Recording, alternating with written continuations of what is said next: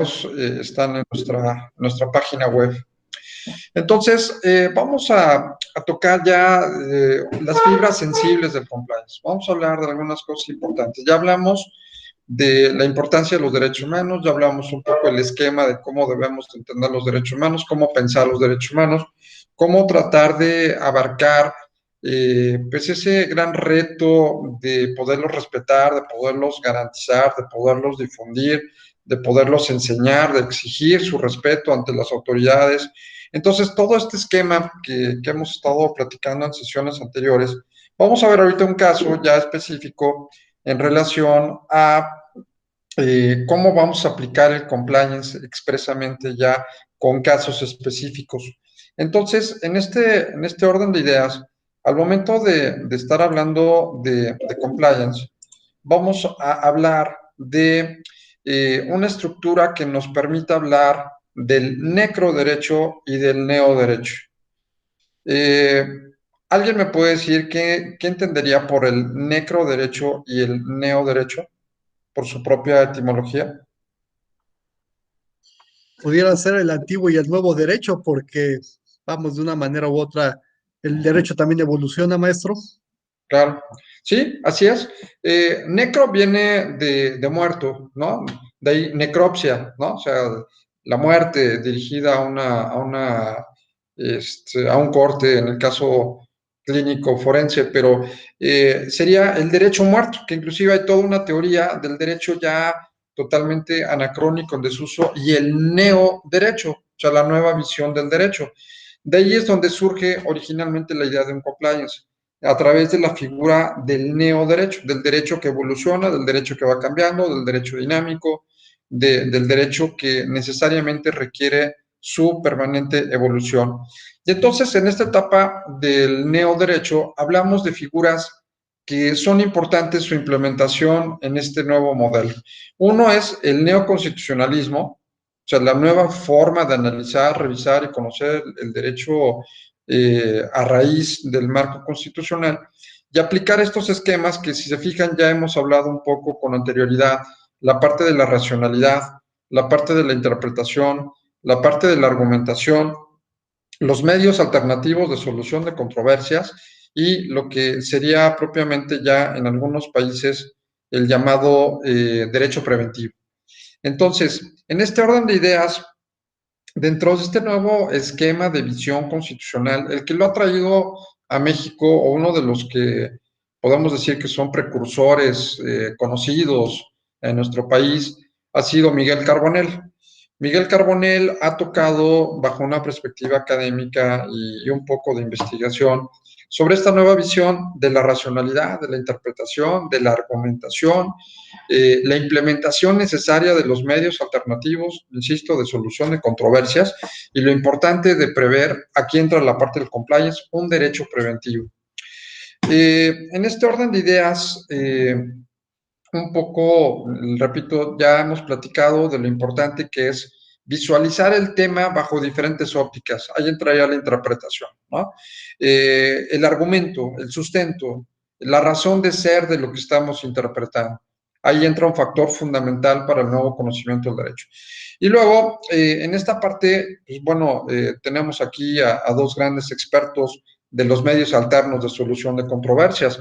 La cultura de la paz, ¿no? En ese esquema, bajo la figura, sobre todo, hablar de negociación, de mediación y de conciliación, bajo el esquema ganar-ganar, y el arbitraje, que bueno, ya tiene otra connotación diferente. Pero principalmente, si hablamos de una negociación, de una mediación y de una conciliación, estamos buscando la nueva visión de solución de conflictos que no, ya lo habíamos comentado, no se tengan que judicializar.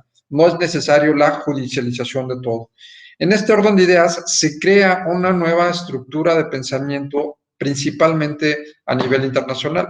España ha sido uno de los países que más ha incursionado en este tema, en la parte de compliance, sobre todo en la parte de la prevención, en la parte de la generación de nuevas ideas de pensamiento sobre la estructura de esta nueva visión para entender y para llegar a una idea de lo que es el compliance.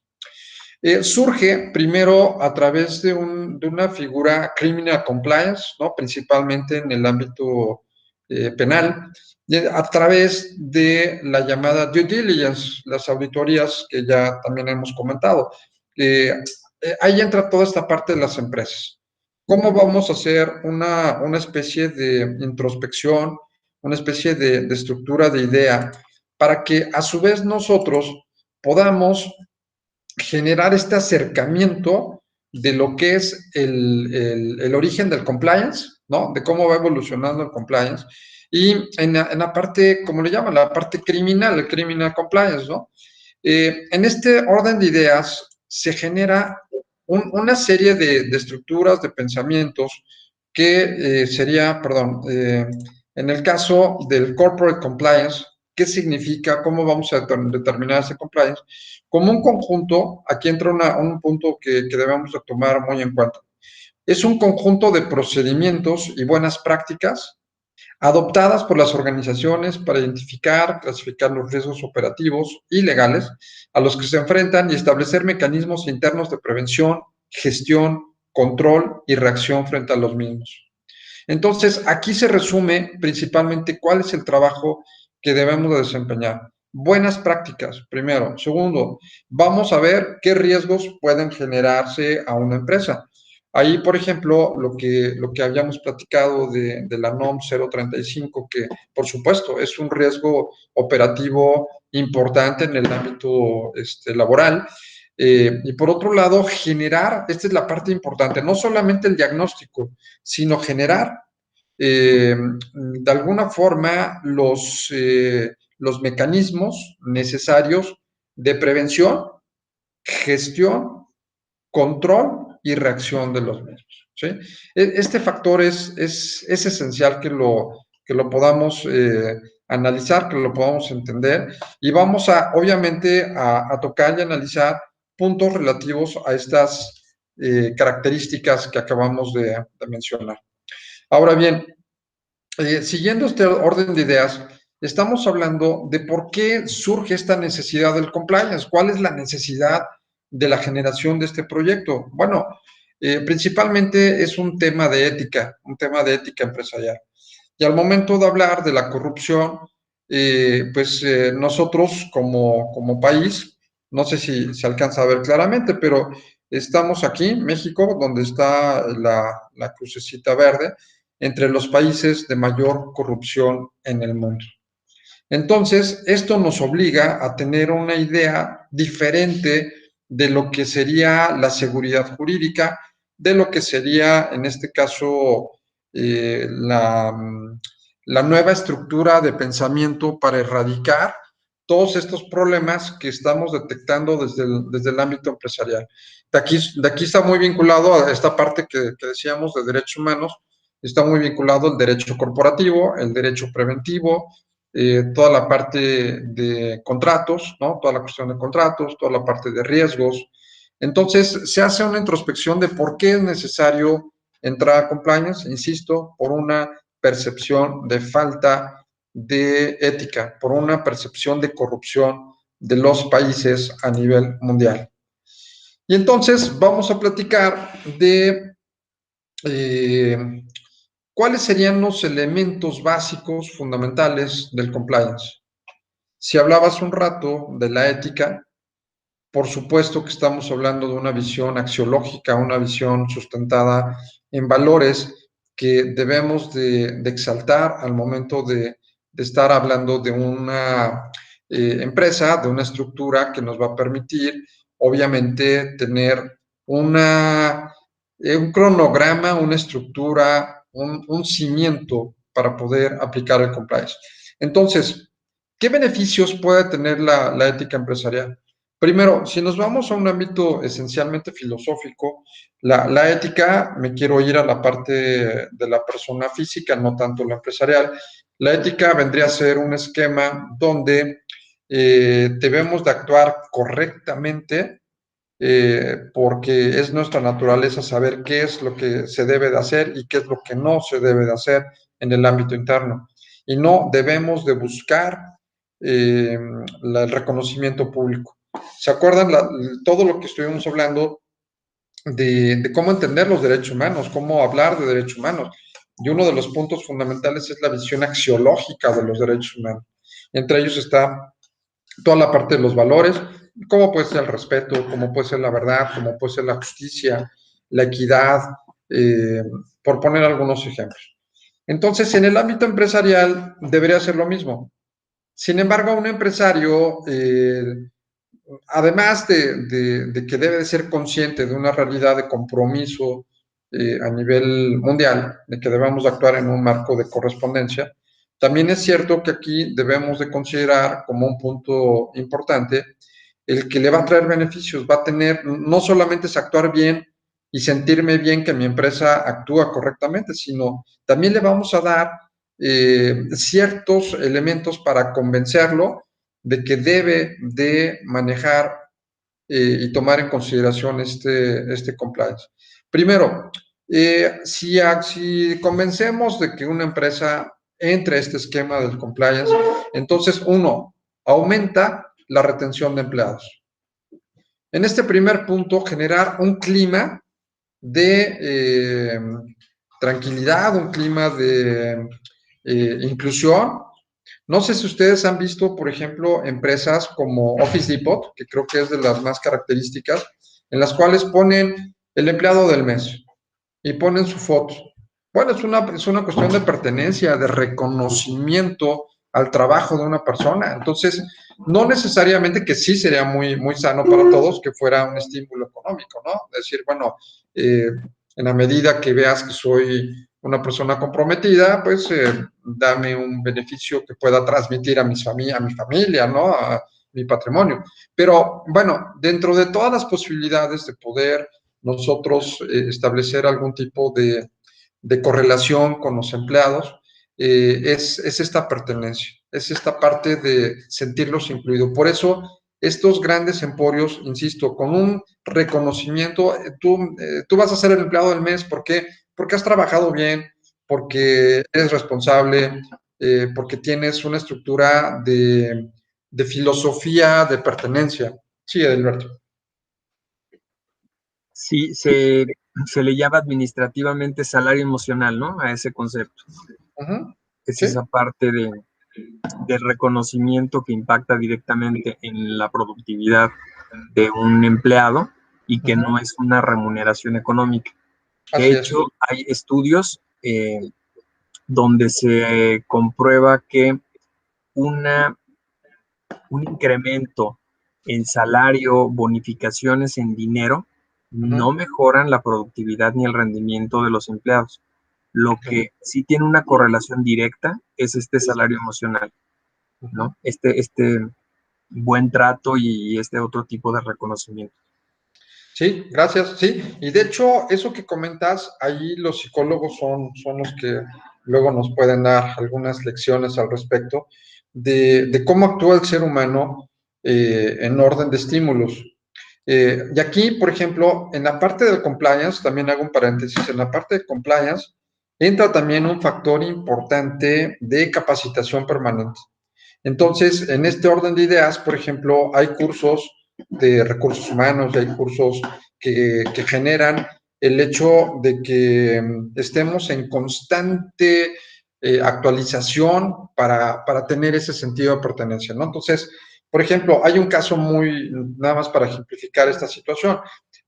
Un empleado llega tarde y un empleado comete un error, lo andan sancionando y lo andan regañando y lo andan exhibiendo. Pero caso contrario, si yo hago bien las cosas, llegará mi jefe y me felicitará. Me dirá, oye, qué bien lo hiciste. Normalmente no lo hacen porque dicen, pues es tu trabajo, ¿no? O sea, finalmente es algo que debes de hacer, pero no sé si lo podamos ver a la inversa. El efecto negativo que genera el que me regañen por no haber hecho algo, por haber cometido un error. Y el efecto positivo que genera que aunque sea mi trabajo, pero el hecho de que llegue tu jefe y te diga, oye, lo hiciste muy bien, felicidades, hoy te esmeraste, sigue así, etcétera, la parte motivacional inclusive genera resultados muy, muy interesantes, muy importantes. Entonces, en este primer punto que estamos comentando, aumenta la retención de empleados. Los empleados se quedan contentos. Atrae inversionistas. Vuelvo a un punto de beneficio común. El hecho, y aquí vuelvo a hacer el paréntesis del proyecto que les había comentado del instituto en relación al otorgamiento de este distintivo de una empresa que de alguna forma le va a generar hacia el consumidor, hacia el cliente, una muy buena imagen. Aquí inclusive podríamos partir, y pongo de ejemplo, Luis, tú estás en la Suprema Corte, ¿va? Entiendo que tú colaboras en la Corte, ¿va? Muy bien. David y Edilberto y Roberto, entiendo que tienen despachos, están en despacho. Mayela, ¿tú ahorita tienes alguna actividad profesional? Por el momento no, por el momento solo me estudio. Ok, pero bueno, tu idea es también generar algo al respecto, ¿no? Me imagino que te gusta el compliance y que podrías ejercerlo de manera profesional. Entonces, un poco en este orden de ideas, creo que podría ser algo muy interesante, inclusive empezar por nosotros mismos, ¿no? El hecho de decir, bueno, soy un despacho que tiene el distintivo de ser un despacho acorde con los derechos humanos, ¿no? Soy una firma de abogados que como tal tengo un distintivo como una asociación de profesionistas que respetamos los derechos humanos, ¿no? Entonces, desde ahí, por ejemplo, empezar en casa, decir, bueno, sea un profesionista, y esto, pues bueno, en el caso de las personas morales y más los entes públicos, pues por supuesto que sería de gran valía el hecho de poderles invitar a que participen en procesos que les van a permitir tener mayor credibilidad y mayor confianza hacia terceros. Entonces, ahí entra este factor que creo que es importante mencionar, atrae inversionistas, ayuda a construir y mantener una buena reputación, ¿no? Entonces, parte de lo que ya hemos comentado, ayuda a construir y mantener una buena reputación. Después, es la clave para mejorar la productividad. En un sentido de aplicación de compliance, sería tener digamos, esta estructura que me permita funcionar de mejor manera. Conduce a ganancias a largo plazo y crea lealtad en los clientes. Entonces, en este orden de ideas, veamos la parte de beneficio que le generaría esta ética empresarial, esta adhesión al compliance para cualquier persona moral, para cualquier empresa que quisiera llevarla a cabo. Ahora, ¿cómo surge esta parte que creo que es importante? ¿Cómo surge en relación al primer acercamiento que hubo en México de compliance en nuestro país? Bueno, pues fue con el Código Nacional de Procedimientos Penales. Y en este orden de ideas, dos temas que son pues realmente los que le dieron origen y nacimiento a esta necesidad de su aplicación.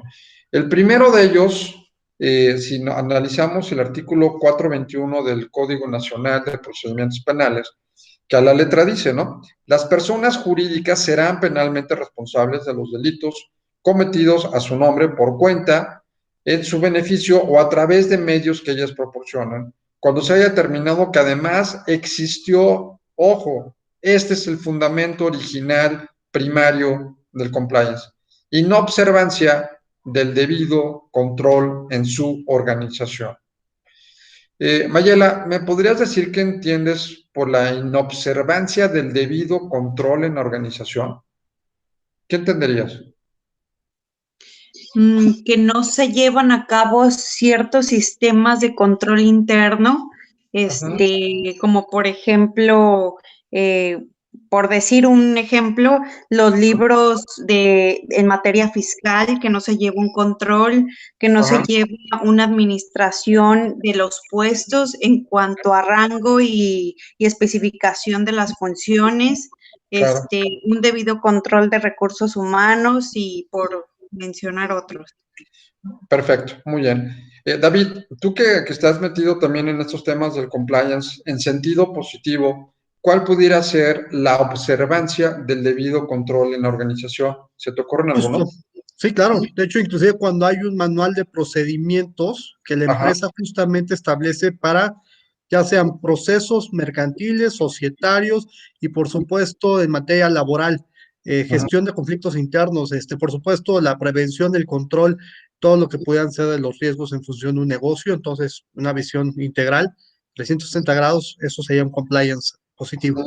Así es, exactamente. Entonces, si se fijan, primero, me quiero ir a la naturaleza de cómo se genera, cómo cae en México, cómo empezamos a hablar de compliance en México. En este orden de ideas, antes era impensable el que una persona moral pudiera cometer un delito. Que inclusive, aquí quiero hacer una crítica al legislador en cuanto a la redacción del artículo 421, al decirnos personas jurídicas. Eh, ¿qué incongruencia podemos denotar de la redacción del 421? ¿Alguien me puede decir? Cuando yo leo esto y veo, las personas jurídicas serán penalmente responsables. Cuando leo personas jurídicas, ¿qué me vendría inmediatamente a la mente? Solamente las empresas, ¿no? Las empresas, pero vamos, sí. De hecho, a nivel internacional, me refiero a derecho comparado, las personas jurídicas se les denominan o son equivalentes a las personas morales. Sin embargo, no sé si ustedes recordarán si alguna vez leyeron el libro del maestro Ernesto Gutiérrez y González de Obligaciones. Es un libro clásico de la teoría de las obligaciones. Me tocó todavía conocer al maestro Gutiérrez y González, de hecho, dimos por ahí algunas pláticas en la UNAM y algunas otras cosas hace tiempo.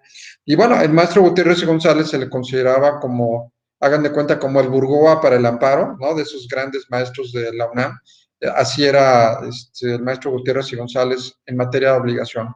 Y él se enojaba mucho cuando se tocaba este tema, porque decía, a ver, persona jurídica, ¿qué las personas físicas no son personas jurídicas? ¿Quién crea las personas físicas? Pues el derecho. Por lo tanto, las personas físicas también son jurídicas. Y entonces él hacía una connotación que el legislador no consideró y dijo, bueno, es que debemos entender que más que llamarle persona física y moral, porque física entiendo que se puede percibir a través de los sentidos, por eso podemos llamarlo física.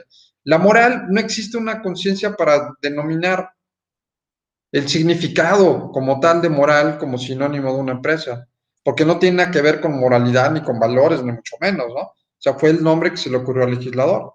Y entonces lo que decía Gutiérrez y González, debemos hablar de personas jurídicas individuales y personas jurídicas colectivas. Eso es lo correcto, ¿no? Entonces el legislador, cuando yo leo persona jurídica, pues es una persona creada por el derecho. Pero ahora, si entendemos la incapacidad de nuestros legisladores y que seguramente lo copiaron de algún documento a nivel internacional, sí, a nivel internacional hablan de personas jurídicas como sinónimo de personas morales. Pero en realidad creo que queda muy claro porque no podríamos, en un sentido de mayoría de razón, no podríamos dejar de considerar que las personas físicas también son personas jurídicas, ¿no? Entonces, haciendo esta aclaración de que el legislador le puso persona jurídica como sinónimo de persona jurídica colectiva, ¿no? Las empresas. Entonces, en ese orden de ideas, era impensable el hecho de que una persona moral, una persona jurídica fuera responsable de los delitos. Ustedes recordarán la teoría clásica del derecho penal, ¿no? Al César Beccaria, ¿no?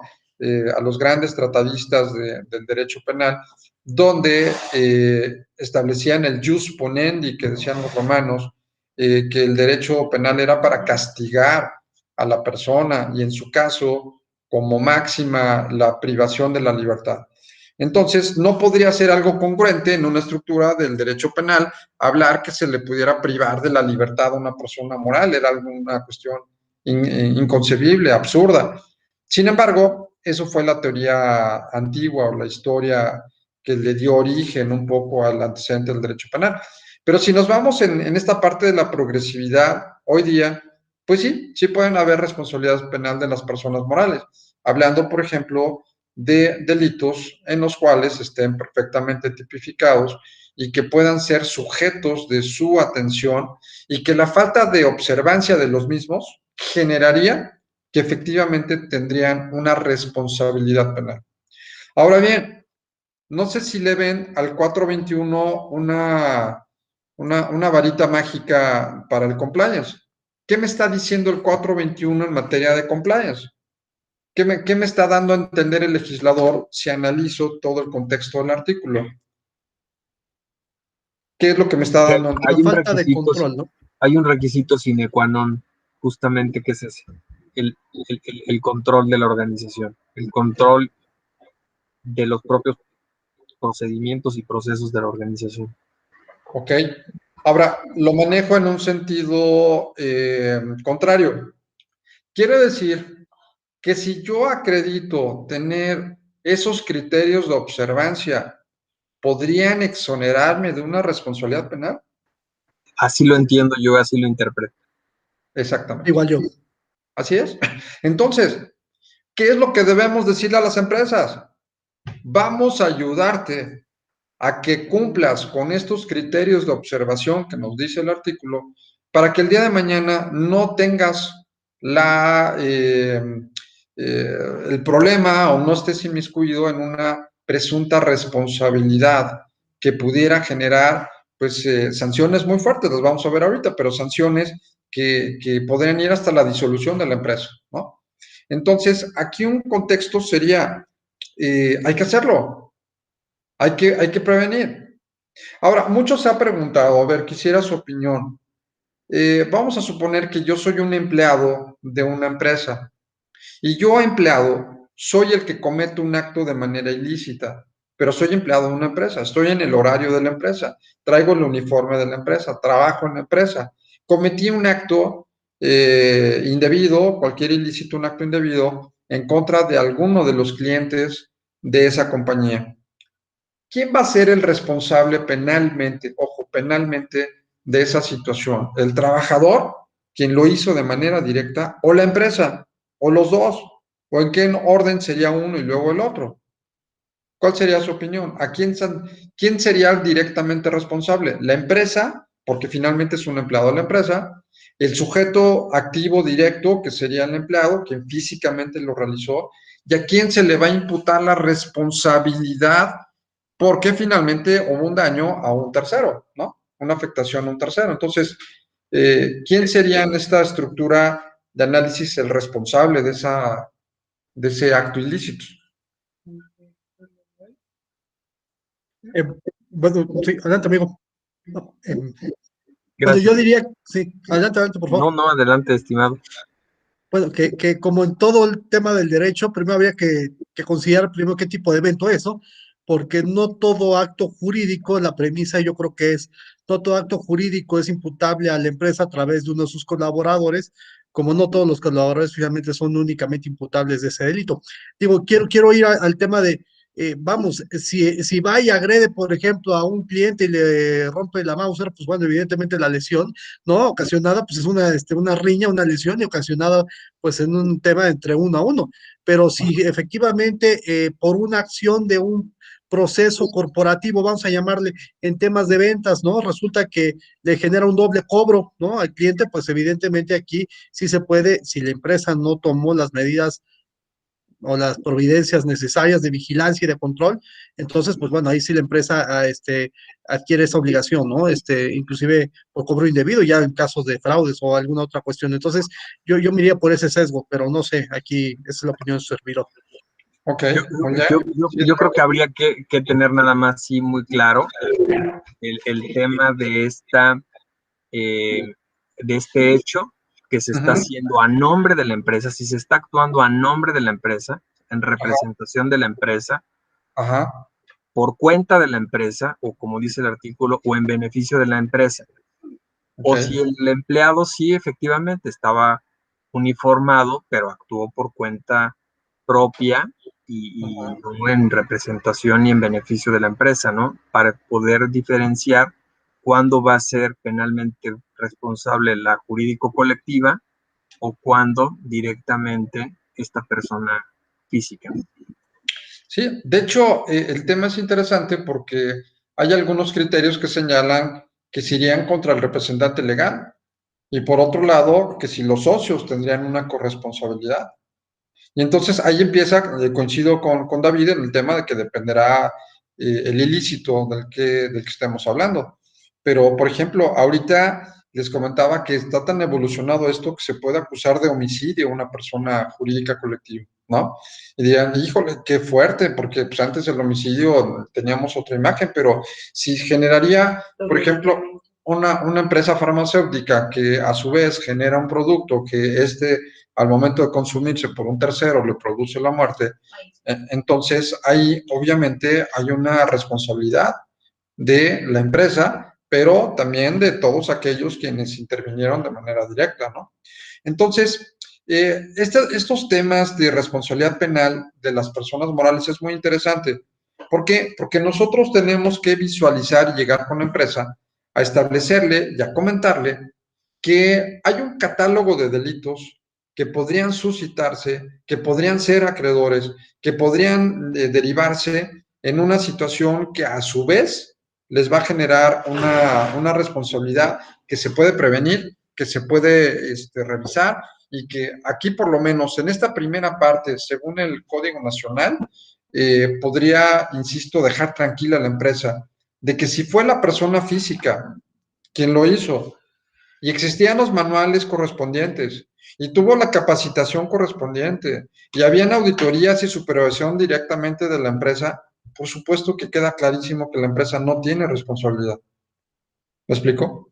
Entonces, ahí es cuando potencializamos todo este planteamiento en relación a que debemos, en sentido positivo, debemos de llevar a cabo entonces la observancia de un debido control en la organización de la empresa.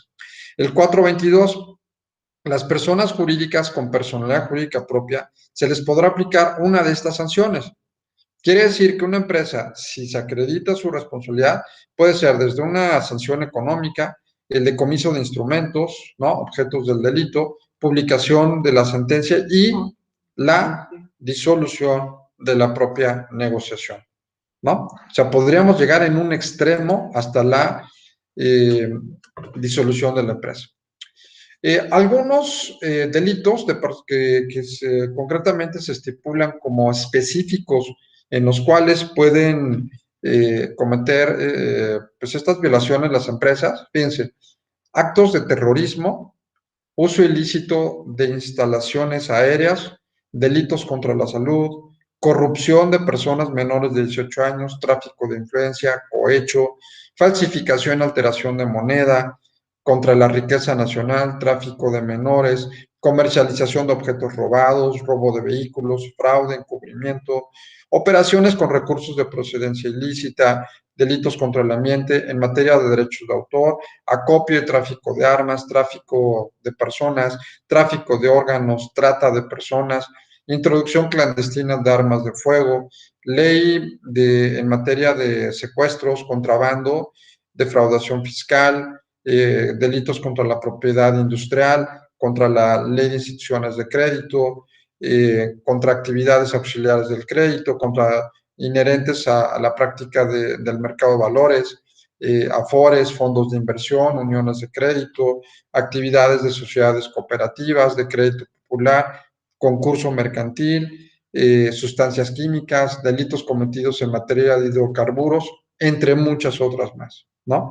Son algunos ejemplos de casos específicos de la posible comisión de ilícitos por parte de una persona jurídica colectiva. Dependiendo su giro, dependiendo su actividad, dependiendo lo que desempeñen, pudieran caer en estos supuestos. Entonces, habría que establecer desde la capacitación previa para decirles, bueno, a lo mejor no saben qué es un encubrimiento, no saben qué es el dichoso lavado de dinero, o cómo se genera, o qué es un fraude, ¿me explico? Entonces, desde ahí sería, mira, esta es la conducta que señala la norma. No, tenemos que evitar que dentro del giro que tú realices, obviamente, es llevar a cabo los mecanismos de observancia para que no incurramos en el supuesto que dice la norma. ¿Sí? Entonces, pues es un catálogo, pues si se fijan, muy amplio, muy complejo en relación a los delitos que se puedan cometer. Ahora, aquí viene la parte interesante. Vamos a tratar de llevar a cabo, vamos a realizar, de hecho, vamos a tener pues contacto con la elaboración de estos documentos. Tenemos que empezar por un manual de organización, un código de conducta, sistemas adecuados, eficaces de control, vigilancia y auditoría, sistemas adecuados de denuncia, entrenamiento y capacitación, políticas derivadas de recursos humanos y transparencia y publicidad de sus intereses. Entonces vamos a ir desglosando cada uno de ellos. Manuales de organización. Vamos al primero, que sería un manual de organización. Normalmente las empresas no lo tienen. ¿Alguien se imagina cómo o qué sería un manual en este sentido? El manual de organización. ¿Podrían tener una idea de cómo poder elaborar y qué es un manual de organización? Y que normalmente, insisto, no la tienen las empresas. Y no me estoy refiriendo solamente a las grandes empresas, me estoy refiriendo a las pequeñas, medianas y grandes empresas. Desde la lonchería de la esquina hasta el corporativo Carso, no Grupo Carso, tienen la obligación de hacerlo. Sí, Luis, adelante. Bueno, yo en estos temas de compliance pues no conozco mucho, pero por lo que dices, quiero pensar, y digo, si no estoy en lo correcto, que este manual al que haces referencia es como un tipo una ley orgánica en una entidad pública. ¿Sería como eso la base o a qué se refieren? Bueno, digamos que más o menos, porque sería como el esqueleto de la empresa, ¿no? Sería como establecer todo el mecanismo de la estructura de la empresa, cómo está organizada la empresa. Y aquí entra mucho lo que maneja, les había comentado, PricewaterhouseCoopers, una empresa dedicada exclusivamente a gobierno corporativo, eh, que maneja de manera muy clara, por ejemplo, este tipo de temas corporativos. ¿Cómo vamos a manejar las entrañas de la empresa?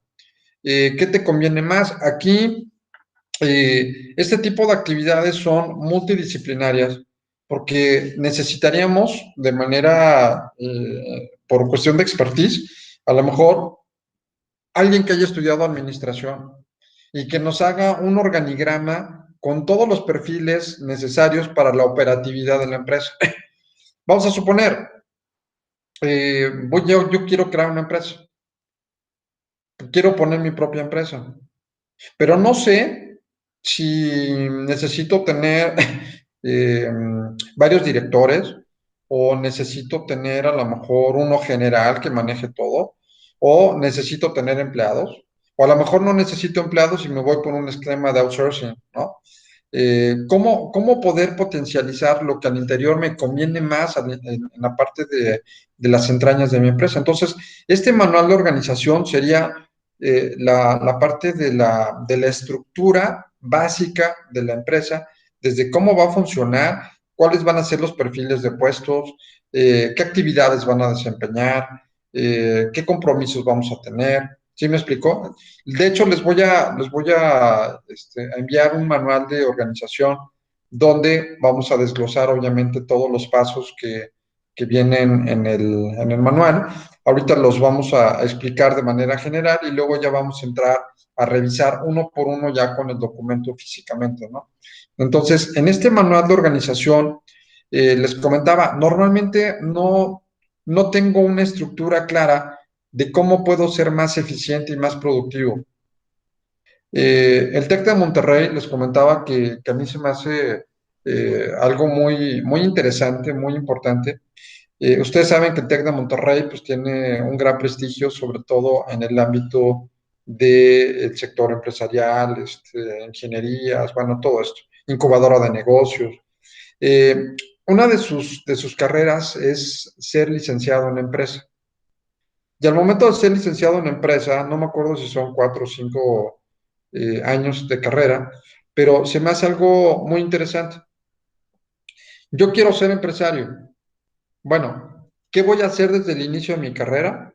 Me van a ayudar en el tiempo que yo estoy cursando mi carrera para que al final salga con mi negocio andando. ¿Qué necesito yo para iniciar un negocio? Bueno, pues necesito asesoría jurídica corporativa, necesito cuestiones de finanzas, necesito cuestiones de mercadotecnia, necesito cuestiones de elaboración de precisamente todo esto, ¿no? La parte de la operatividad, cosas que normalmente no tenemos visualizado al momento de crear un negocio. Somos muy empíricos en la generación de una empresa, ¿no? Entonces, eh, oye, ¿y quiénes van a ser tus socios? No, pues no sé, pero le voy a decir a mi amigo, o le voy a decir a mi papá, o mi hermano, o mi abuelita, ¿no? Total, hay confianza. Ustedes saben que México es uno de los países que tiene el mayor número de empresas familiares, ¿no? Entonces, entendiendo por empresa familiar, es que ya estamos en una hasta tercera, cuarta generación. La inició el abuelo y luego la continuó el papá y ahora están los hijos, los nietos, ¿no? Los bisnietos en algunos casos. Hay muchas, hay muchas empresas que, pues obviamente tienen una estructura, pues muy, ¿cómo poderles decir? Por nexos familiares. Pregunta, ¿será conveniente hacer una empresa con familia? ¿Pros, contras? No, no, la verdad es que, digo, tendría que ser como todo negocio, pero particularmente un negocio familiar extremadamente disciplinados y demasiado objetivos. Y la realidad de las cosas que son negocios pocos y de vanguardia, los que son familiares se han superado la tercera generación. Entonces, y además porque hay un tema, como hay una lealtad familiar, el tema de, de transparencia de la información se complica mucho. Pero Claro, bueno, esa no, es mi no, opinión. no, y es tremendo. A mí me tocó ver hace algunos años, recordarán, bueno, los que no viven en México, a lo mejor no lo conocen mucho, pero los que están en México, el periódico Reforma, ¿no? Que es uno de los periódicos más importantes en México, de la familia Junco. Bueno, resulta que hubo un problema de familia, principalmente económico, donde se están peleando a muerte las generaciones, el papá con los hijos y los hijos con los nietos. Bueno, y aquí vuelvo a lo mismo. A lo mejor con una persona, un amigo, un conocido, pues bueno, pues a lo mejor ya lo dejas de ver y pues ya, ¿no? Se acabó. Pero la familia es para siempre. Entonces, mucho de esto ha generado el éxito. Hay muchas empresas como Johnson, por ejemplo, Ford. Ha habido infinidad de empresas que podemos decir que han sido objeto de éxito, ¿no? Pero yo coincido con David, necesitan ser muy objetivos y para eso hay manuales muy específicos y existe una asamblea perfectamente establecida y por otro lado el consejo de familia que se le escucha pero sin voz y voto corporativo. Y aparte, algo que va muy relacionado a lo que estamos diciendo ahorita de los manuales de operación, los perfiles más adecuados para el desarrollo de una actividad. Estoy hablando de una empresa, no estoy hablando de una fundación altruista, estoy hablando de una empresa. ¿Cuál creen que sea la finalidad objetiva de crear una empresa? ¿Cuál será? Generar dinero.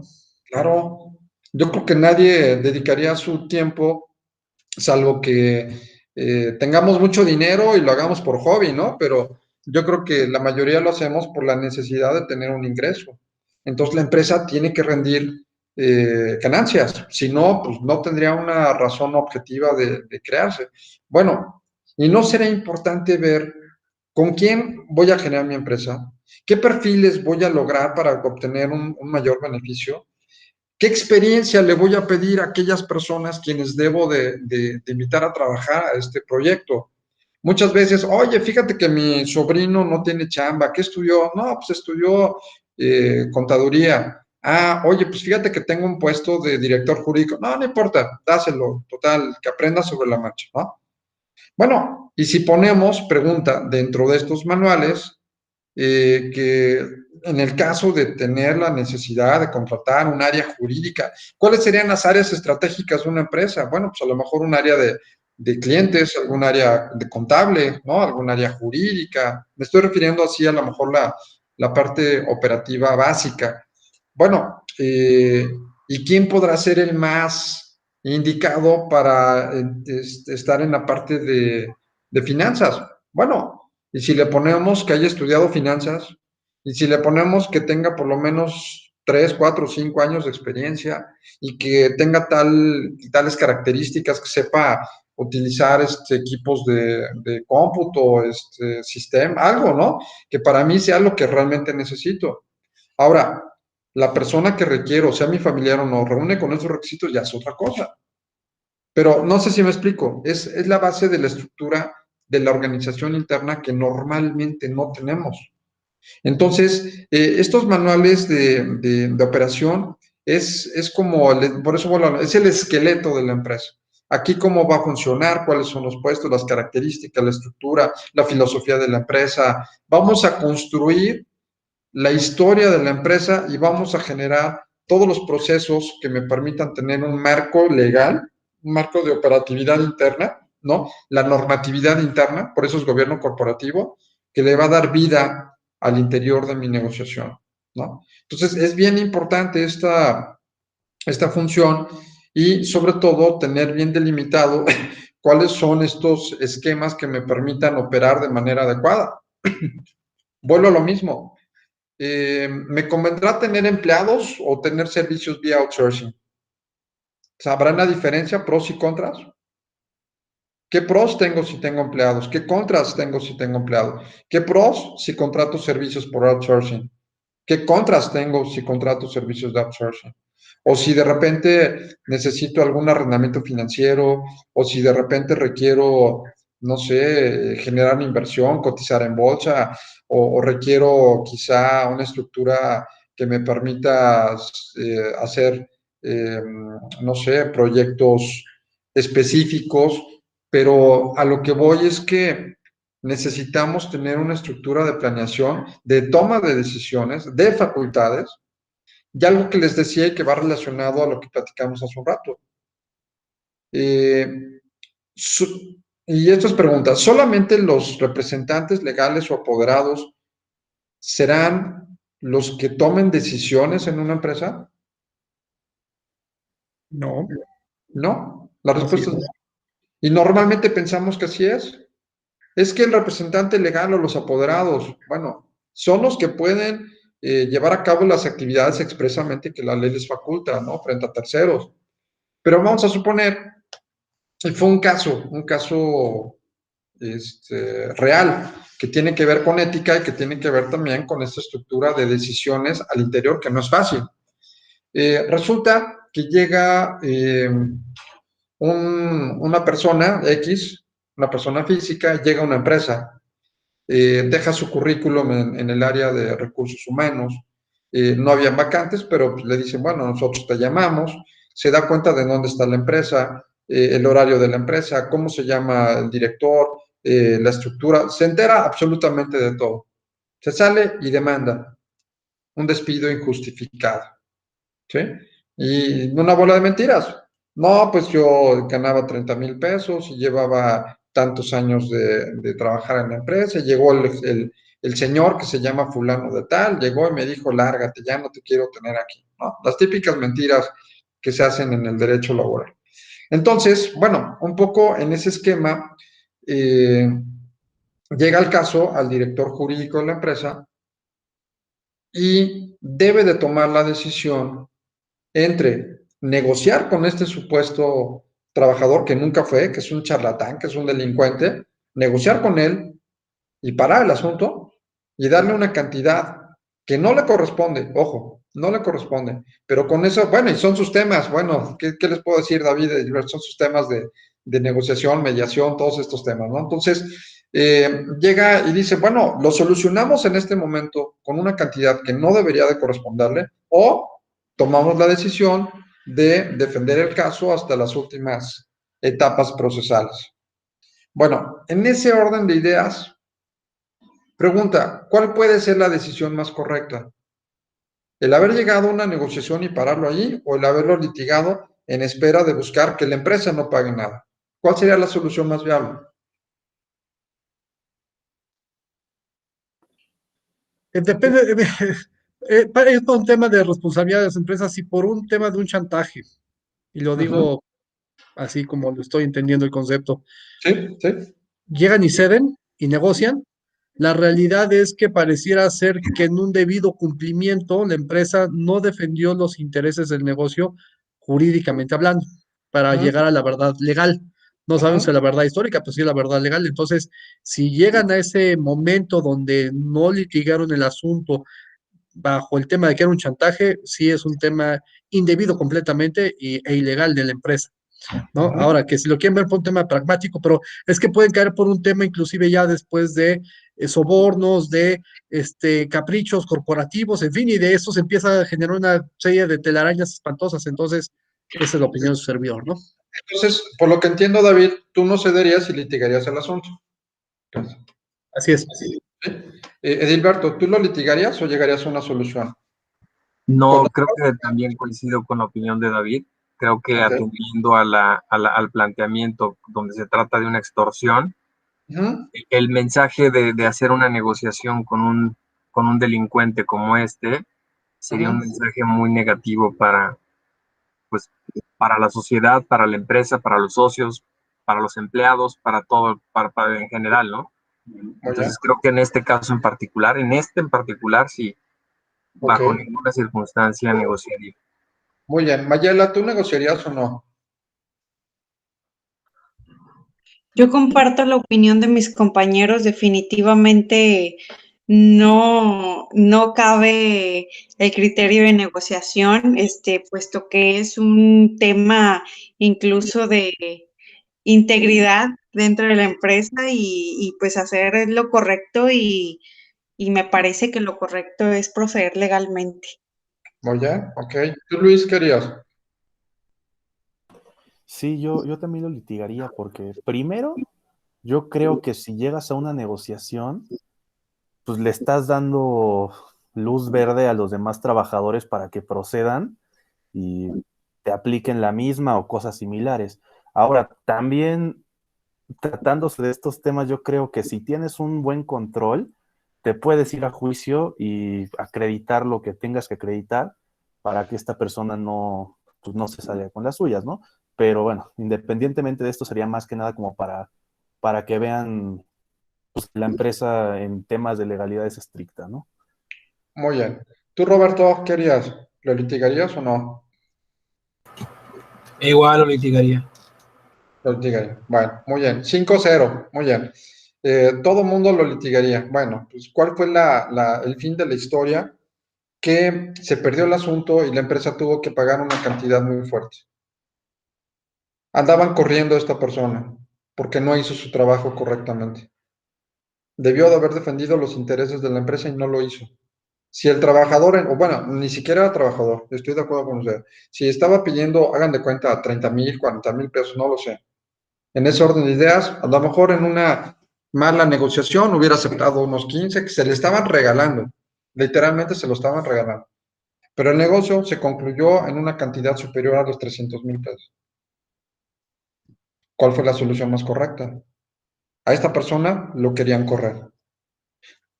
¿Cuál fue o qué criterios son los que se deben de establecer para la decisión, para la toma de decisiones de este caso? ¿Qué es? Hay un riesgo latente, me queda claro. Ustedes lo están viendo por el lado de la justicia y que bueno, así debería de ser.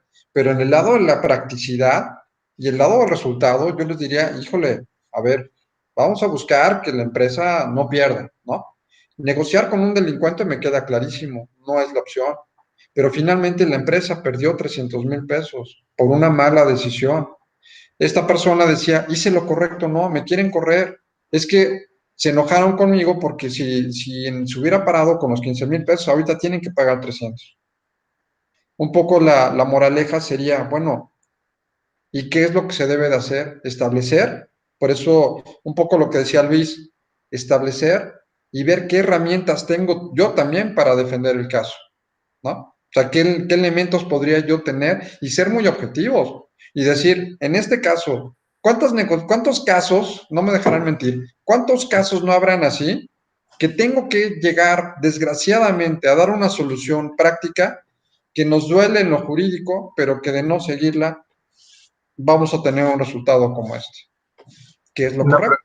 una pregunta, Sergio. ¿Esto se podría resolver si existiera dentro de la empresa un manual de ética o un manual de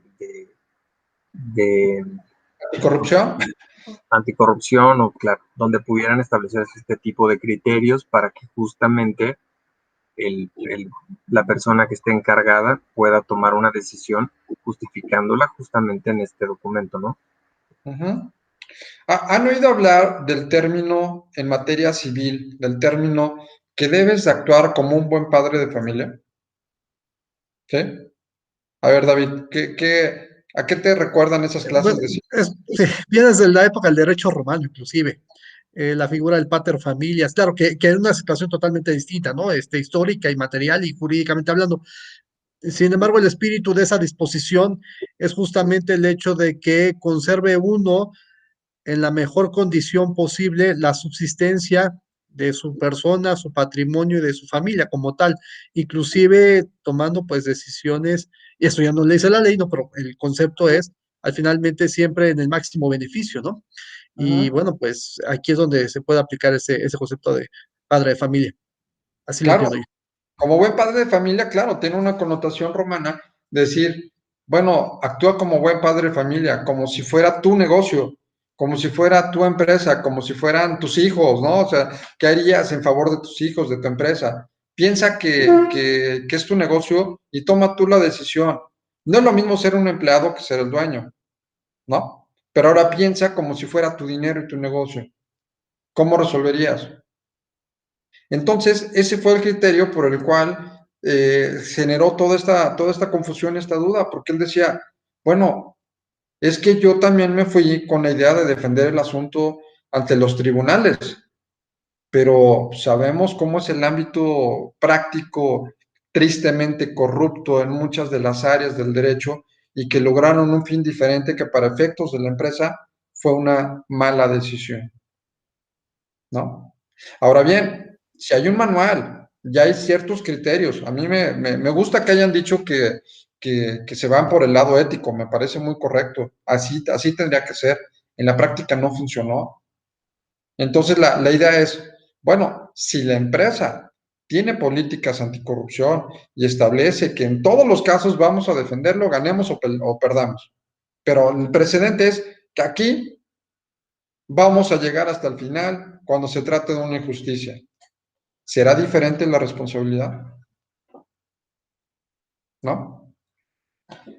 Entonces, son esos puntos finos que quizá podrían generar cierta duda, porque hay personas que toman decisiones que no son representantes legales, que no son apoderados, pero que toman decisiones como un director o como una persona con su asistente o su secretaria o con personal a cargo. No necesariamente es una cuestión de representaciones, de toma de decisiones del día a día, del actuar, del día a día. ¿Están establecidos o no están establecidos? ¿Hay políticas o no hay políticas? ¿Hay responsabilidad o no hay responsabilidad? A este señor lo pudieron haber acusado, pregunta, lo podrían haber acusado por negligencia profesional, que la empresa diga, te corro y aparte te voy a correr porque eres un negligente y me hiciste perder 300,000 pesos. Estaría muy complicado, ¿no? Eh, pero son de esas cosas que en el punto fino nos cuesta trabajo aplicar. Les platico, tuvimos hace unos días, le entregamos un premio al profesor Michael Sandel de la Universidad de Harvard. Si ustedes ven los videos que tiene Michael Sandel en YouTube, él se ha dedicado como experto en temas de ética, precisamente de ética, temas de justicia y temas, ahorita trae una publicación que se la recomiendo mucho, del bien común, cómo interpretar el bien común. Y bueno, Sandel es un precedente mundial, googleanlo por ahí, Michael Sandel, ¿no? Y se van a encontrar unos videos que son de primer mundo y que es el razonamiento de gente de Harvard sobre casos tan específicos como la toma de decisiones, el bien común y el hecho de actuar de manera correcta. ¿Qué parámetros vamos a tener para haber hecho lo correcto? Y mucho de esto, como decía Luis, por ejemplo, decir, bueno, ¿qué tantos elementos tengo para poderlo defender? ¿No? A lo mejor ahí sí hubiera sido una responsabilidad directamente de esta persona. Me fui a la guerra sin fusil, no teníamos nada, pero vamos a llevarlo a sabiendas de que yo sabía que lo íbamos a perder porque no había elementos. Ahí será responsabilidad de la empresa, ¿no? De no haber construido, no haber tenido preventivamente elementos que me ayudaran a defender una causa como esta, ¿no?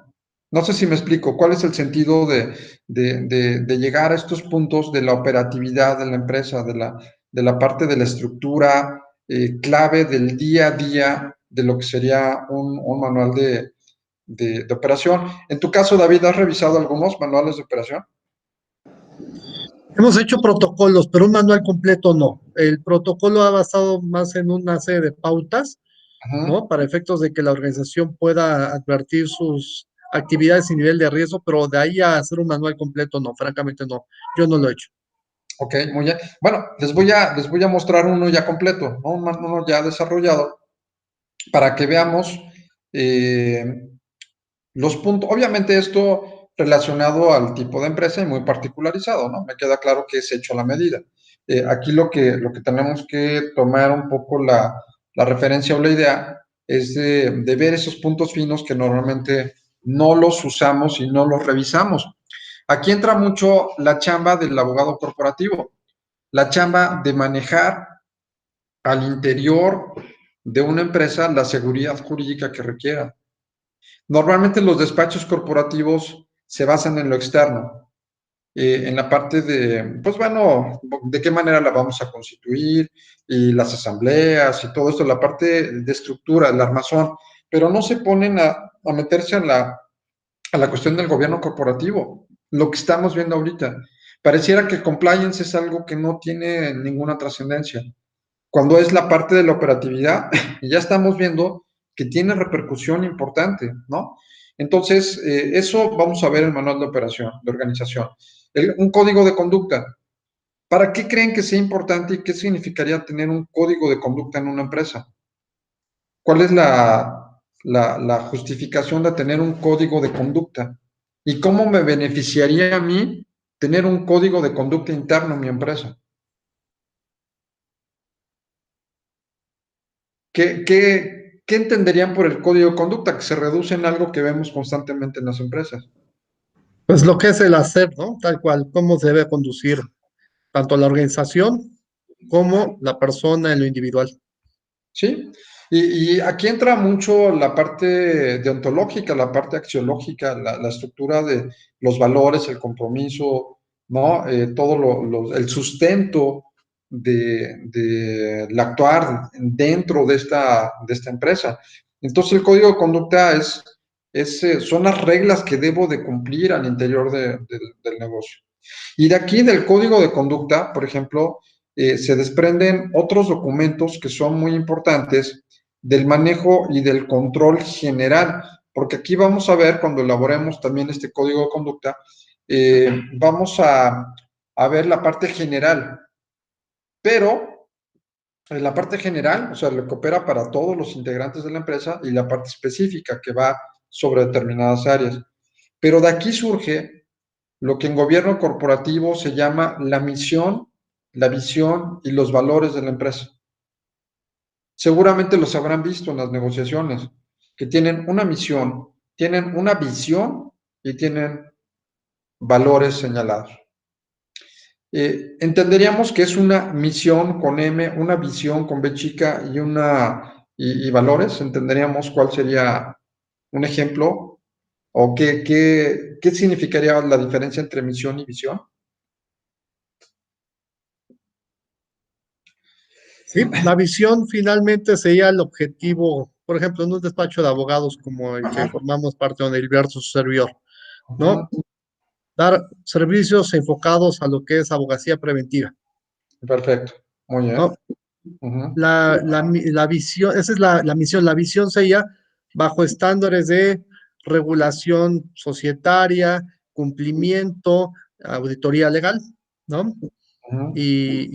¿Cuál es el otro? Y misión, visión, ¿cuál? Valores. Y Valores. valores, bueno, pues ética, lealtad profesional, confidencialidad, es lo que yo aportaría.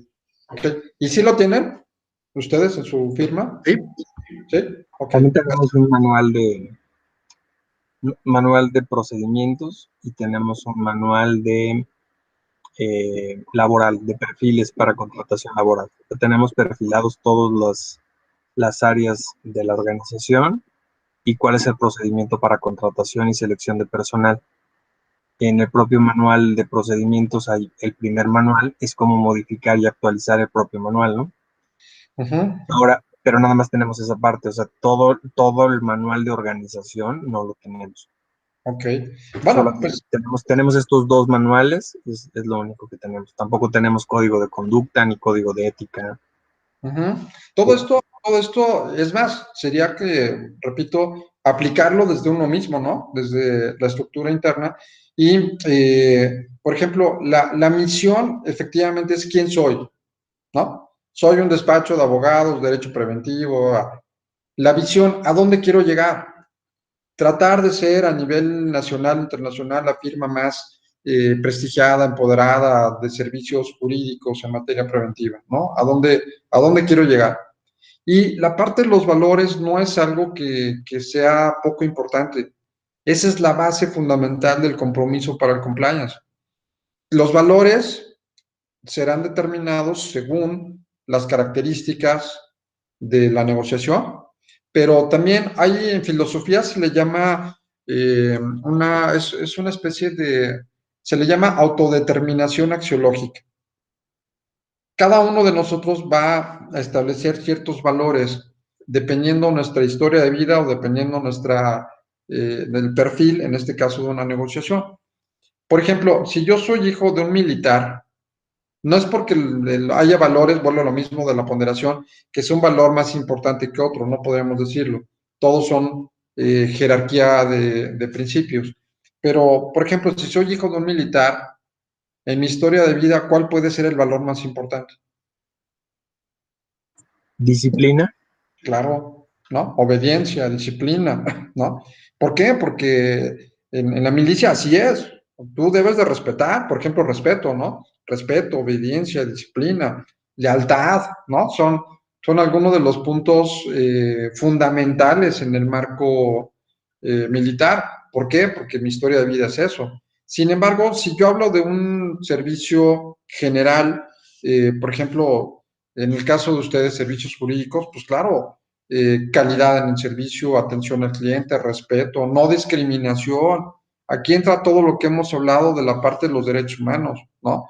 Eh, tener un manual, bueno, más que manual, en la parte de la estructura de todos estos esquemas de conducta, de códigos de conducta, tener hasta una sinaléctica que permita que cuando llegue alguna persona a pedir sus servicios vea, esos son los valores de la institución, ¿no?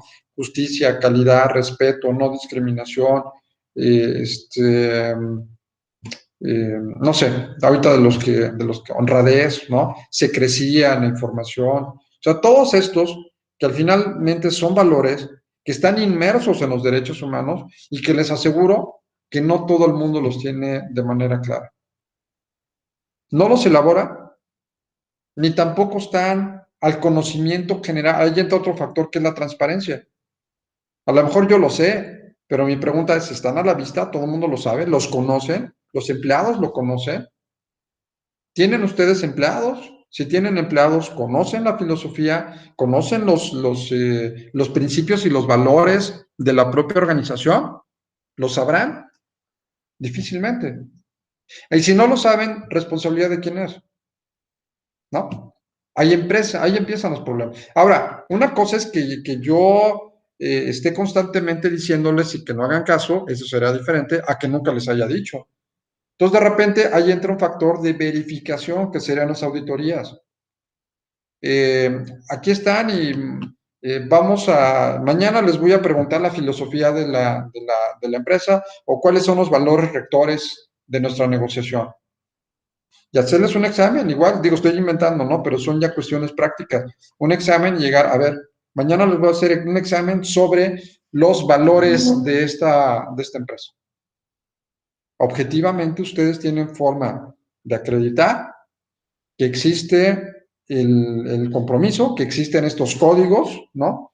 Y por otro lado, la verificación de que han estado pendientes y supervisando que se dé a conocer a través del principio de transparencia aquellos elementos preventivos a la comisión de un ilícito, ¿no? De la prevención de un delito. Sino de qué otra forma acredito que realmente mis trabajadores o cualquier persona conoce la filosofía de mi institución. La tengo en la puerta, la tengo de manera clara, les hago algún tipo de revisión o de repente, o sea, ¿de qué manera vamos a tratar de constatar que estoy cumpliendo con estos elementos? Ahí entran estos factores que es muy importante que nosotros tengamos en las empresas. La forma de evidenciar que aquello que estoy protegiendo realmente se haya cumplido, ¿no? Realmente tengamos el esquema de verificación. Por eso, en el punto número 3, sistemas adecuados y eficaces de control, vigilancia y auditoría. Control, vigilancia y auditoría, ¿no? De lo que mencioné ahorita, ¿cuál sería el control? Control, vigilancia y auditoría. Son 3 facetas que cronológicamente van de la mano. El control, pues es lo que se demuestra en el manual, ¿no? Lo que se plantea prácticamente en el manual y en el código de conducta, yendo ¿Sí? de lo general a lo particular. La ¿Sí? vigilancia serían los procedimientos a través de los cuales justamente, como lo hace el SAT, ¿no? Vigilancia y cumplimiento a las disposiciones, pues a ver si cumples, ¿no? Entonces se revisa por área y por perfil del encargo de la función, ¿no? Dentro de la empresa, cualquiera que sea esta, y pues la auditoría justamente inclusive puede ser interna o externa, preferentemente que sea externa, y que alguien Claro. venga y diga, sí, efectivamente, a ver, tienes un código, tienes un manual, ¿no? Y dices que lo vigilaste, pues ahora yo lo voy a hacer de acuerdo a los procedimientos y estándares que para ello aplican, ¿no? Yo así yo lo considero. ¿Podríamos hacerlo nosotros? ¿No? Este tipo de auditoría externa para las empresas es parte de lo que se hace en el compliance. Verificación, volvió a lo mismo. Vamos a hacer una revisión de cómo estás, por eso es una due diligence. La revisión de cómo estás. Diagnóstico, y del diagnóstico, esto es lo que se tiene que corregir. Y sobre de eso trabajar, ¿no? Pero sí es importante tener, yo también coincido, una valoración externa, porque yo puedo ser muy light o puedo ser muy compasivo conmigo de los elementos de convicción. Oye, realmente les dije, sí, es que ayer estuvimos en un café y platicamos y se los dije, no, pues eso no es una forma, a lo mejor para efectos de algún tipo de aclaración de un adecuado compliance, esto no te serviría de nada. Para mí, dame evidencias, formula evidencias, ten tus archivos, ten las constancias que te firmen de conocimiento, que tengas auditorías permanentes, que tengas los reactivos necesarios para saber si están o no enterados de la filosofía del manual, de los riesgos. Por ejemplo, en una fábrica, debe quedar perfectamente establecidos los riesgos de trabajo, aunque la ley los establece, pero de manera específica. No pueden entrar sin guantes, no pueden realizar estas cosas, son reacciones que pueden generar tal responsabilidad o tal incumplimiento si no se acata de manera adecuada. ¿Sí? Entonces, todo esto es muy importante. Los sistemas, perdón, adecuados de control, vigilancia y auditoría. Sistemas de denuncia, sistemas adecuados de denuncia. Esto también es bien importante. Normalmente las empresas no lo tienen. ¿Cómo podríamos entender denuncia y cómo podríamos justificar que realmente cumplo con este elemento? ¿De qué manera se les ocurre hacerlo más sencillo? Pues bueno, de hecho es como, digo, ya es un tema más complejo, pero es como en las sociedades financieras, ¿no? Donde inclusive tienen dentro de sus avisos, pues prácticamente quién es la unidad y quién es el responsable, ¿no? Y también que por supuesto hay una confidencialidad en la persona que denuncia. Y bueno, después hay otro comité de verificación, vamos a llamar así, la unidad, que dice, Ujú, pues sí, efectivamente vamos a corroborar a través de una investigación objetiva, pues qué fue lo que sucedió, ¿no? Pero claro. pues igual eso tiene que darse en el manual de organización, inclusive, yo creo. Exacto. Sí, ¿no? Va relacionado.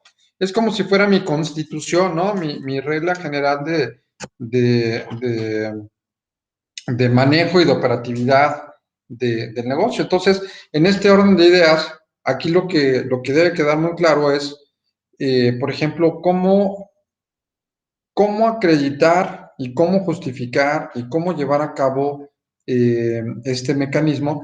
Pues sí, a lo mejor si hablo de una empresa muy grande, aquí entrará mucho el factor que comentábamos hace días, ¿no? De cuántos empleados tienen, de qué tamaño es la empresa, micro, mediana y gran empresa.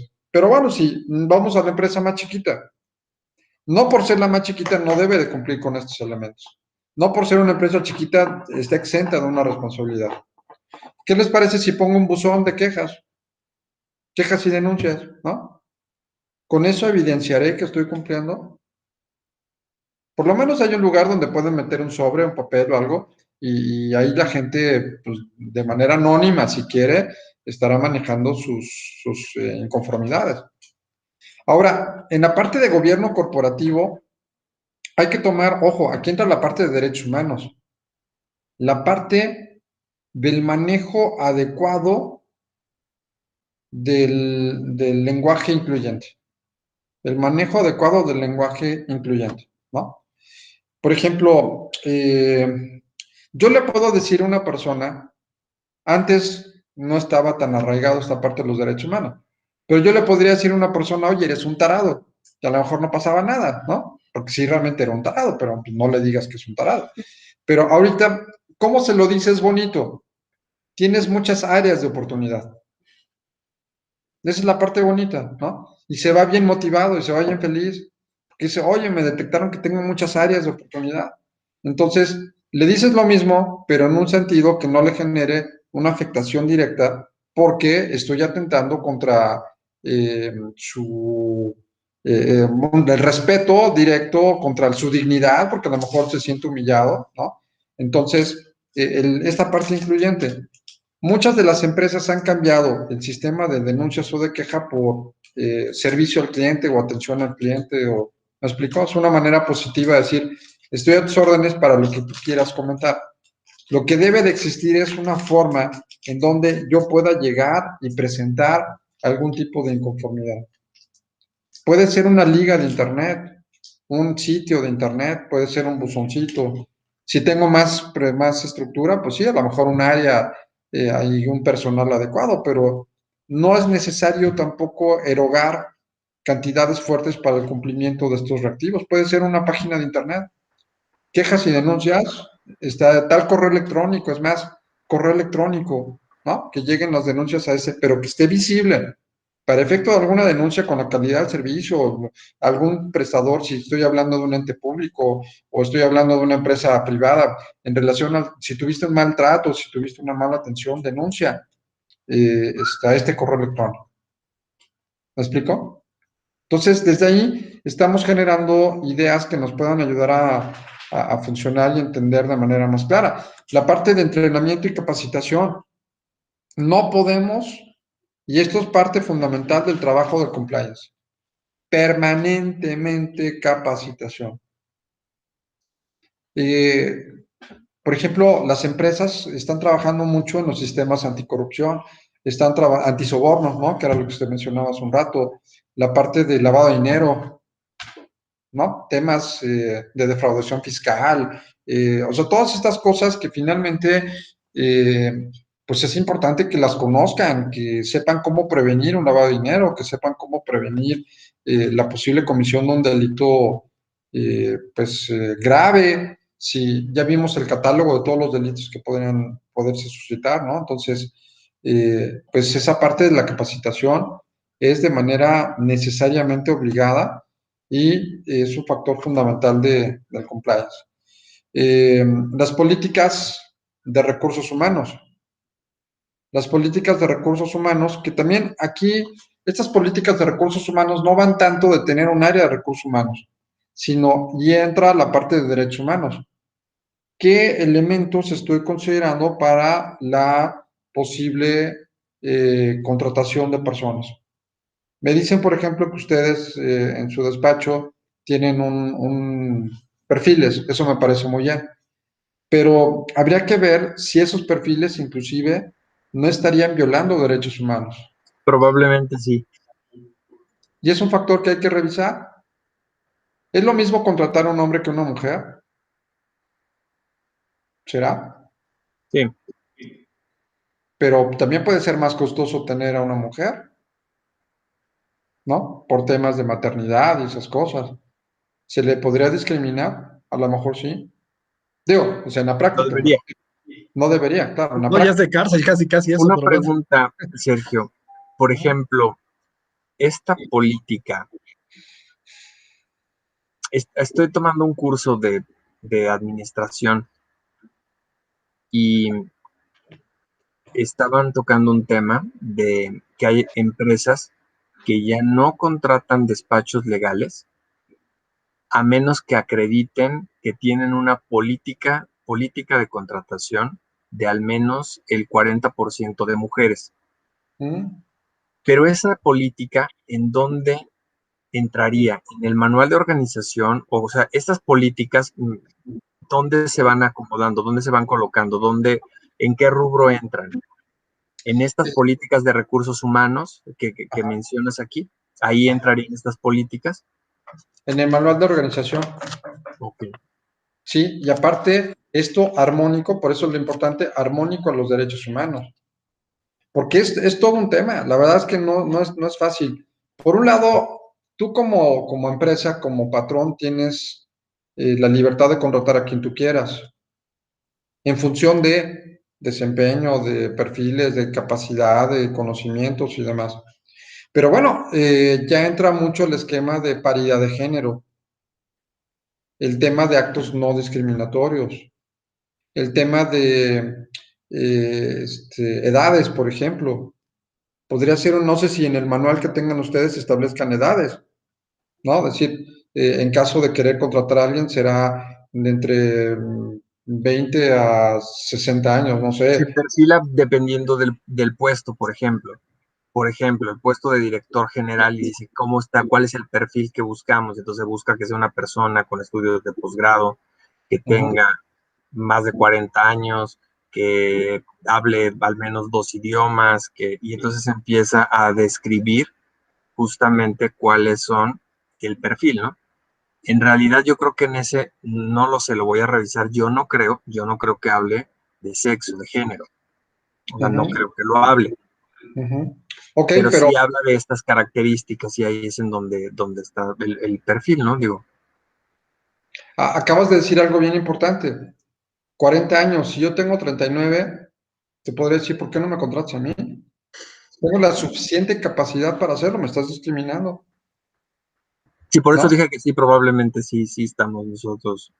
Sí, y bueno, eso también es importante porque igual y tú quieres una persona con cierta madurez y con cierta experiencia, que también con los años que estás pidiendo es uno de los requisitos establecidos.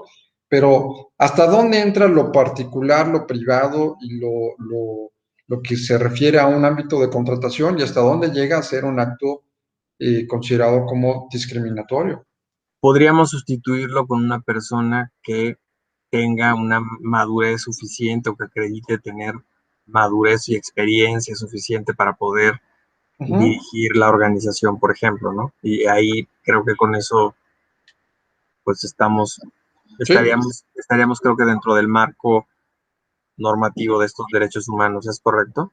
claro, hombre o mujer con la capacidad requerida para el desempeño del puesto, ¿no? Entonces, con eso estamos más que claros, pero si tú me estás diciendo, solamente quiero de 40 a 50, 60, eh, en caso, sería muy remoto, no estoy pensando en voz alta, pero en caso de que hubiera una convocatoria y que yo quisiera participar en una convocatoria y que estoy fuera de ese rango de edad, yo te puedo decir, oye, pues yo tengo la experiencia y la capacidad suficiente para desarrollarlo y me estás limitando mi derecho a poder participar en una convocatoria como la que requieren para contratación de personal, que ojo, va relacionado a otro de los puntos que es la transparencia. Deben de tener este ámbito de transparencia. ¿Dónde publican sus convocatorias? ¿Tienen alguna página web o lo anuncian en algún lado? Si es así, la convocatoria debe estar a la vista de todos, ¿no? Que sea la persona que lo haya logrado por los méritos y por las características que ustedes buscan. Entonces, ya entra transparencia, entra la parte de la no discriminación y los actos que sean violatorios de derechos humanos, ¿no? Y aquí no es fácil, les comento un caso. Hubo una vez que se hizo una convocatoria, seguramente ustedes conocerán el Angus, ¿no? Alguna vez habrán estado en el Angus. Bueno, entonces sabemos el perfil del Angus. Es una Entonces, fonda, ¿no? Es no, una fonda. no, ¿No es una David, fonda? ya Dicen David, que de garnacha fina, amigo, pero bueno. Yo pensé que era una fonda. no, al contrario, No, es no, una. estoy jugando. Ok. Entonces, en el esquema de lo que es la franquicia, ¿no? El perfil de contratación de las personas que te brindan el servicio, pues tienen que ser sumamente atractivas. Es una condición sine qua non del servicio que dan. Llega una no tan agraciada, o una como que te digo, oye, yo quiero trabajar aquí. No, sabes que no. ¿Cuál es la razón? Estás muy fea, ¿no? ¿Está bien o está mal? Es el servicio que están dando ellos. No pueden contratar gente fea, es una realidad por el servicio que dan. Pero a su vez, la forma está generando un acto discriminatorio. ¿Cómo podría darle yo la vuelta? Porque no puedes contratar a una persona fea si no se cae tu servicio, no. O hooters, ¿no? Que ahí andan patinando y con las bolas de fuera y esas cosas. Entonces, pues bueno, no podría ser otro servicio distinto al que tú brindas, porque si no, no es el know-how de tu negocio. ¿Hasta dónde puede ser el perfil de exigencia? ¿Hasta dónde puedes decir, me están discriminando? Por eso es importante las políticas establecidas en el manual. Si eres un servicio que tiene un cierto perfil para un determinado mercado que requiere tales condiciones, que quede perfectamente claro. No es un ámbito discriminatorio, es un ámbito de la calidad del servicio que yo brindo. Ahora, otro caso también que fue una queja ante la Comisión de Derechos Humanos. Llega una chica muy guapa, muy atractiva, que no sabía ni hablar, y llega una señora con toda la experiencia del mundo, hablando no sé cuántos idiomas y va. El puesto era a un nivel secretarial. La señora estaba más que calificada, pero escogieron la bonita nada más para estarla viendo. ¿Me explicó? O sea, en ese tipo de circunstancias, eh, pues, ¿qué quieres? ¿Eres una empresa de modelaje? Bueno, estoy de acuerdo. Pero si eres un despacho y quieres una persona eficaz, una persona que te va a brindar los resultados porque es una que tiene la capacidad suficiente, por supuesto que está clavado en un acto discriminatorio, ¿no? Y no cumplirían con este perfil de compliance, ¿eh? Que quede claro. No cumplirían. Va para atrás. No estás comprobando que tienes políticas necesarias, establecidas, verificadas, de que estás siendo acorde con los valores que estás profesando en tu código de conducta. Sí, adelante, David. Una pregunta, don Sergio. Digo, hablando del caso de Angus o Hooters, pensando en que son empresas que vienen del extranjero. Bueno, Hooters sí me queda claro, Angus no sé. Pero ahí en el tema de que entiendo que, bueno, son países que también, Estados Unidos, tiene el tema de compliance muy arraigado.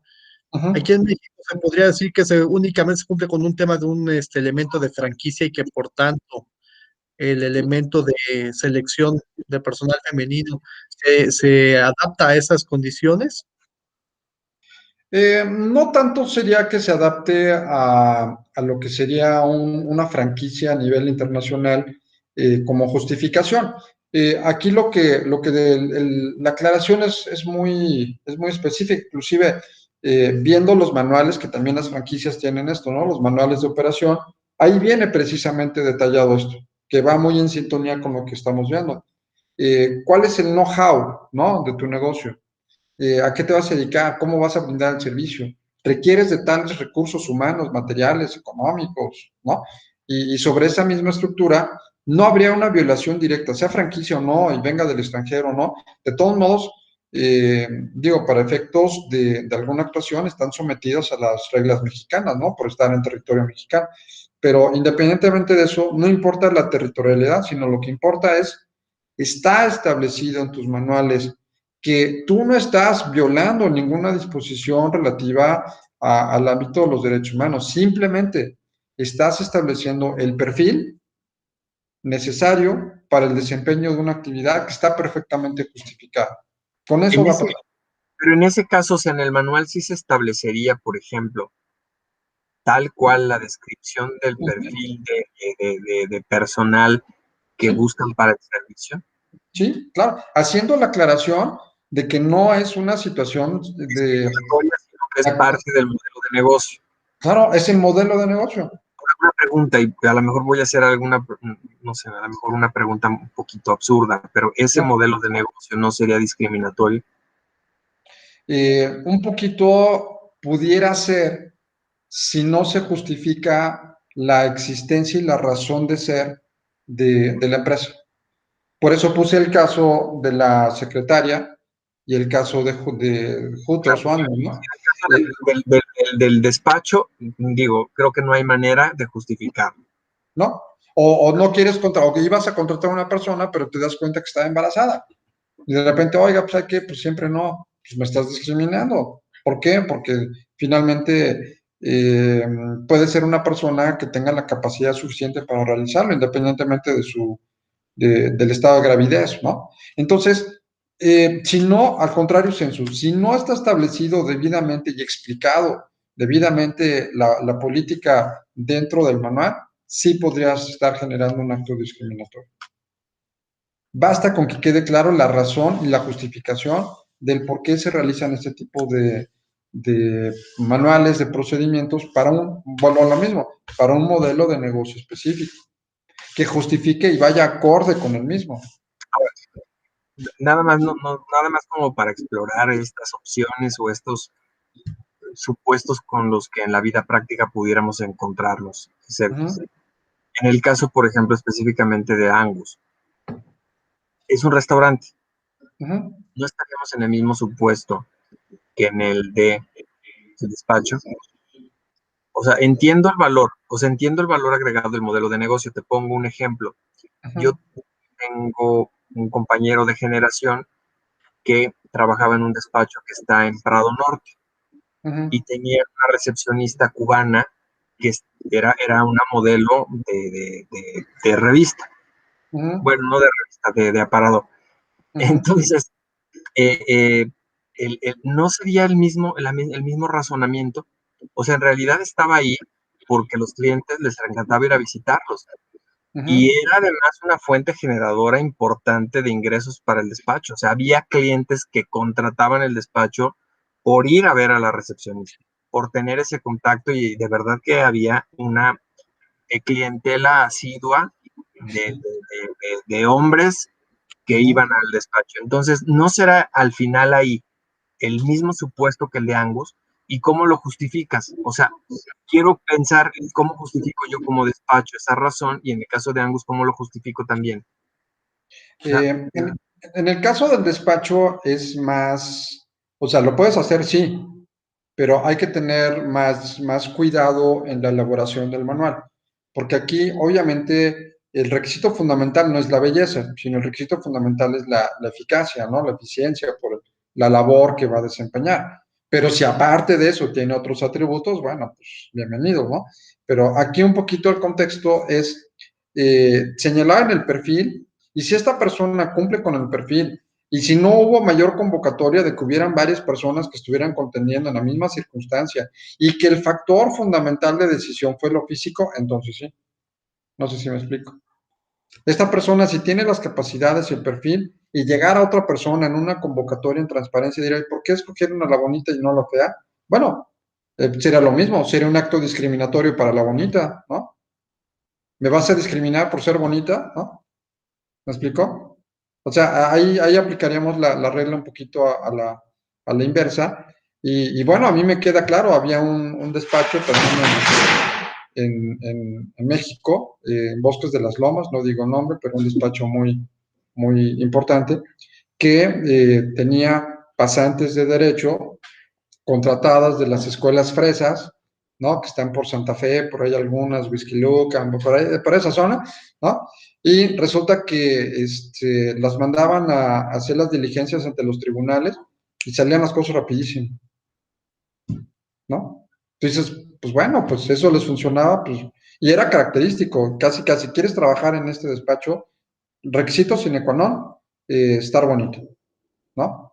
Yo creo que ahí sí podría existir algún problema si llegara una fea, llegara una bonita y escogieran a la bonita en una situación de igualdad de circunstancias. Pero aquí creo que el caso más sonado es eso. Se tiene que hacer una convocatoria, para efectos de transparencia, ¿no? Convocatoria para un puesto de recepcionista, de secretaria, de abogado, lo que sea, ¿no? Estos son los requisitos. Las personas que llegan tendrán que estar en igualdad de circunstancias.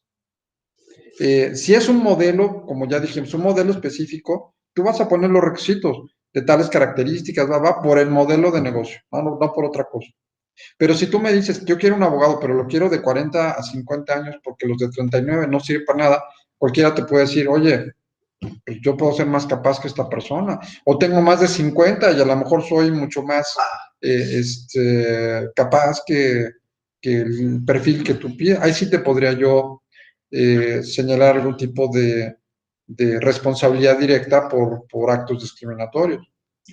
Entonces, es un hilo divisorio muy delgado, pero aquí lo que nosotros debemos de considerar es el hecho de, al momento de escoger quiénes van a participar en una negociación, tendría que ser por capacidades, tendría que ser por un perfil perfectamente detallado, y por otro lado, repito, establecer muy claramente el tipo y el modelo de negocio.